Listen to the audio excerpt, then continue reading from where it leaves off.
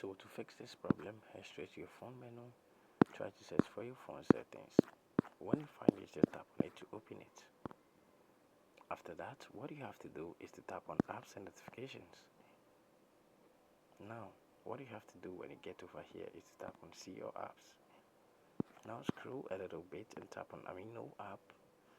Then you tap on the full stop, tap on OK, tap on storage and cache, tap on the clear cache, go back, tap on notifications. Make sure this show notification is staggered on like this. Now go back, tap on permissions and make sure every permission is allowed over here.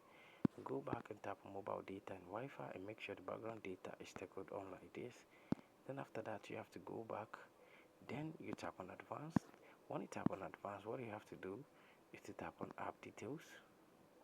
When you tap on app details, you're going to be over here, and what you have to do is to tap on the update over here to get the latest update of this app.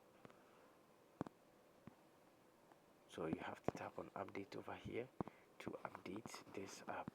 So after updating it, what you have to do is to restart your device. So you have to restart your device or reboot it.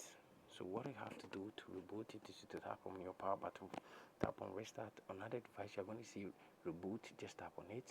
Then you tap on OK, or you just try to wipe it to get it off, and it's going to turn on automatically after restarting your device or rebooting your device. This problem is going to be fixed. Thank you very much for watching this video.